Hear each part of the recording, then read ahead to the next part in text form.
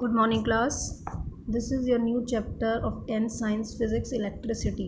What is electricity?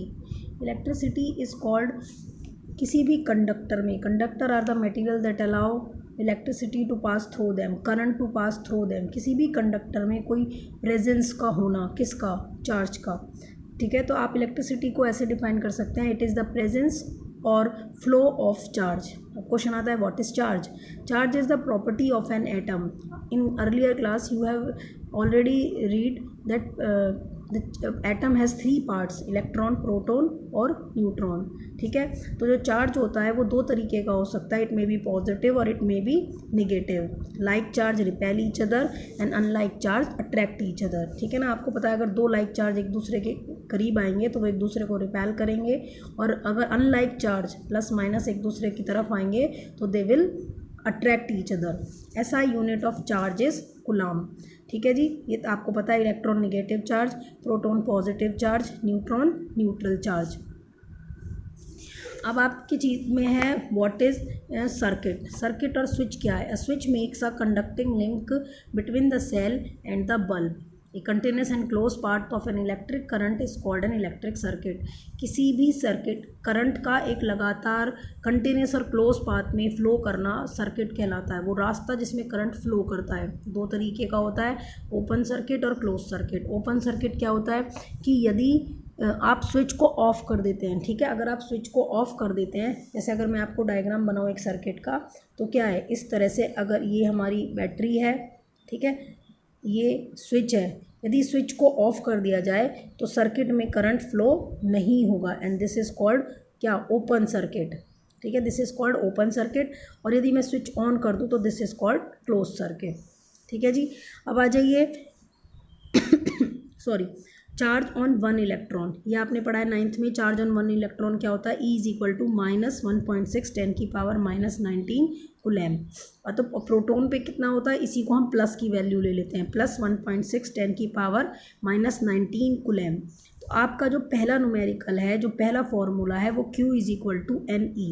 देखो क्या है, अभी हमने पढ़ा व्हाट इज चार्ज. चार्ज क्या होता है? The flow of atom, atom का फ्लो होना.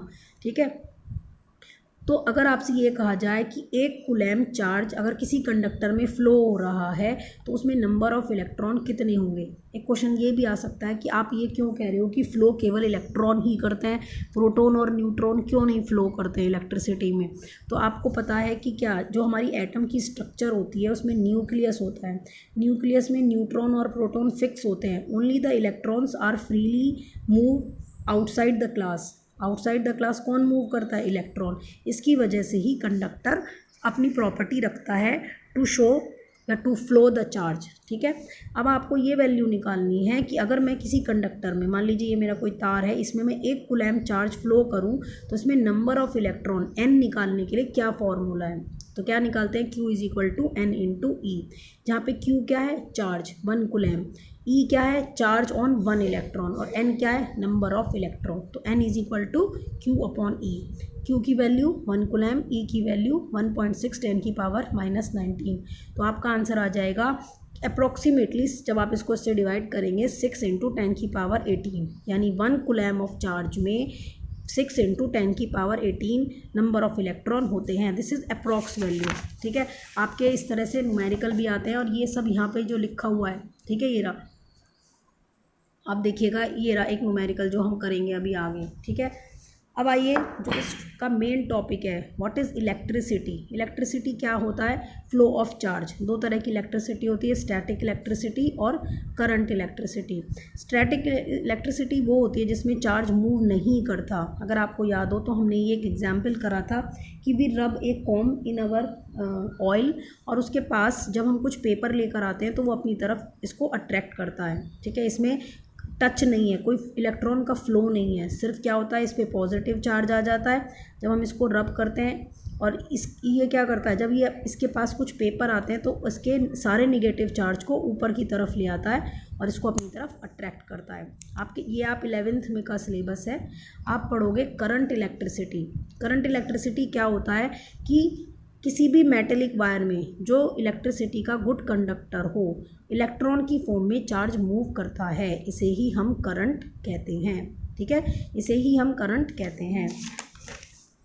अब आप पढ़िए कि व्हाट इज़, नेक्स्ट टॉपिक है हमारा व्हाट इज़ करंट। तो क्या हो गया current, it is a flow of charge per unit time. Formula क्या है, I is equal to Q upon T, जहाँ आई क्या है करंट, क्यू क्या है चार्ज और टी क्या है टाइम। तो अगर आपको ये फॉर्मूला याद है तो आपको डेफिनेशन अपने आप याद हो जाएगी। It is flow of charge per unit time. Physics में जहाँ पर भी पर यूनिट टाइम आता है वहाँ अपॉन में टी आता है, ठीक है। ये हम आगे पढ़ेंगे। आप ये कह सकते हैं कि जब हमने पीछे पढ़ा कि एक कूलम्ब चार्ज में 6 × 10⁻18 इलेक्ट्रॉन है, वो तो किसी भी रैंडमली दिशा में इधर उधर घूमेंगे। तो अभी हम उसकी डायरेक्शन भी देखेंगे कि कैसे उनकी डायरेक्शन फिक्स होती है। फिलहाल आप इसका फॉर्मूला याद करिए, current is equal to charge upon time. SI unit of is ampere. Scientist जिन्होंने काम करा करंट पे उसके नाम पर इसकी यूनिट आई एम्पियर, ठीक है। मगर आप इसे ऐसे भी लिख सकते हैं क्योंकि Q की यूनिट क्या होती है C और T की यूनिट क्या होती है SI यूनिट सेकंड। तो करंट की SI यूनिट कूलम्ब पर सेकंड भी होती है, ठीक है।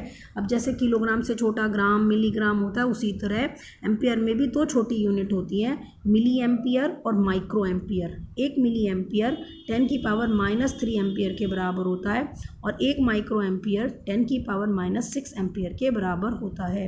मिली एम्पियर को स्मॉल m कैपिटल A लिखते हैं, माइक्रो एम्पियर को इसे म्यू कहते हैं, ठीक है। जैसे आप करसिव में U लिखते हैं इस तरह से म्यू कहते हैं, ठीक है। Next cheese, current is measured in ammeter. Current को मीज़र करने के लिए हम एक डिवाइस लगाते हैं सर्किट में, इसे अमीटर कहते हैं, ठीक है। इसकी कुछ प्रॉपर्टीज़ होती हैं, क्या, इट हैज़ लो रेसिस्टेंस, ये बहुत हल्की थोड़ी बहुत करंट ही मीज़र करता है, इसे लो रेसिस्टेंस होती है। And it is always connected in series, ये सर्किट में सीरीज़ में ऐड करा जाता है, ठीक है। जो भी अप्लायंस आप लगा रहे हैं उसके साथ सीरीज़ में। दूसरा आप इसको लिखने का तरीका देखिए, सर्किल में A प्लस माइनस लिखेंगे हम, ठीक है। और जो बैटरी का पॉजिटिव टर्मिनल है उसकी तरफ ही अमीटर का पॉजिटिव टर्मिनल, बैटरी का निगेटिव टर्मिनल की तरफ अमीटर का निगेटिव टर्मिनल ही आता है। अच्छा, इसमें एक चीज़ और आती है, आप देखिए यहाँ ये क्या लिखा है हमने, यही I is equal to Q upon T. तो कई बार अभी हमने क्या पढ़ा था, इसकी यूनिट क्या होती है एम्पियर। तो कई बार एक डिफाइन आ जाती है कि डिफाइन 1 एम्पियर। एक बात सोचो, इसका आंसर 1 कब आएगा, आई का आंसर 1 कब आएगा, जब एक कूलम्ब चार्ज 1 सेकेंड के लिए किसी सर्किट में फ़्लो करा जाए तो फिर एम्पियर 1। कई बार फिजिक्स में इस तरह से डिफाइन आती हैं कि 1 एम्पियर की डिफाइन दीजिए, ठीक है। तो क्या लिखा है इन्होंने, देखिए आप बुक में ही देखिए, 1 ampere constitute by the flow of 1 coulomb of charge per second, then A is equal to 1 coulomb per 1 second, ठीक है जी। तो ये भी आपको याद होना चाहिए क्योंकि आप जैसे जैसे फिजिक्स में आगे यूनिट पढ़ते जाओगे कि 1 वोल्ट 1 ठीक है 1 ओम, तो इन सब की डिफाइन 1 कब आएगी, इन सब का आंसर 1 कब आएगा, जब इसका 1 हो, 1 को 1 से कट करोगे जब भी तो 1 आएगा, ठीक है। तो दिस इज कॉल्ड 1 एम्पियर। अब आप ये न्यूमेरिकल करके देखिएगा, आई इज मेन न्यूमेरिकल है, I is equal to Q upon T. 3 में से कोई सी भी 2 वैल्यू आपको दे देंगे और तीसरी पूछेंगे। जैसे यहाँ पे क्या दिया हुआ है 0.5 एम्पियर, आप यूनिट से पहचान सकते हैं आपको क्या मिला हुआ है। तो यानी आपको दे रखा है I ampere current drawn for the filament and electric bulb for 10 minutes. तो आप याद रखिए एम्पियर के साथ SI यूनिट सेकेंड, तो आपने इसे सेकेंड में कन्वर्ट करा। तो I इज चार्ज निकालना है आपको, तो Q is equal to A cross में IT, आपका आंसर आ जाएगा 300 कूलम्ब। Thank you class.